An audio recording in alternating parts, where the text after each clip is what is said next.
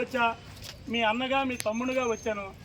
దయచేసి పార్టీలు ఖచ్చితంగా మేమందరం కూడా కృష్ణ మాదిగ గారు పిలుపు మేరకే మేము ఇది చేస్తున్నాం.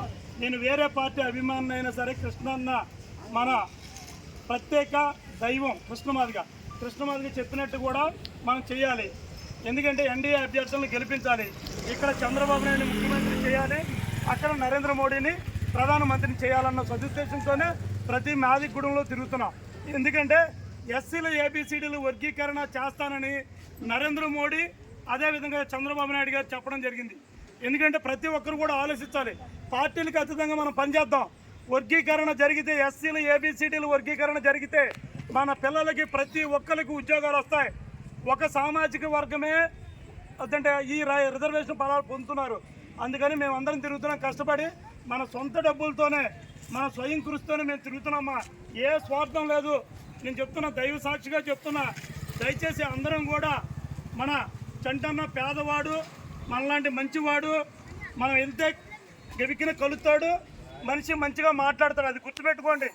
మనకు అందుబాటులో లేని వాళ్ళు ఎవరు వద్దు దయచేసి. ఎందుకంటే చంటన్న కుటుంబం బడేటి కుటుంబం మీకు తెలుసు.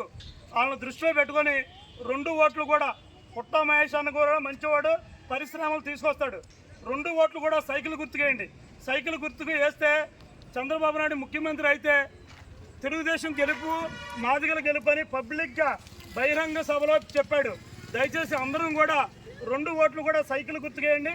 మీరందరూ ప్రేమపూర్వకంగా నేను పిలవగానే అదేవిధంగా ఎలిషన్న గారు నిజంగా ఈ కార్యక్రమం ఇంత దిగ్విజయం చేసినందుకు ఆయనకి మాదిగ దండోర తరపున హృదయపూర్వక కృతజ్ఞతలు ధన్యవాదాలు తెలియజేస్తున్నా. మీరందరూ కూడా ప్రేమపూర్వకంగా వచ్చినందుకు అందరికీ హృదయపూర్వకంగా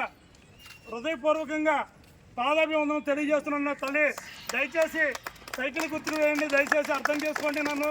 ఎందుకంటే నీ బిడ్డగా వచ్చా, నీ అన్నగా వచ్చా, ఒక మాదిగ బిడ్డగా మీ గ్రామానికి వచ్చా. నన్ను ఆదరించి ప్రేమపూర్వకంగా మిమ్మల్ని ఆహ్వానించినందుకు మీరు ఒకసారి మీ హృదయపూర్వక పాదాబంధం తెలియజేస్తున్నాం తల్లి. అందరికీ all of you good night.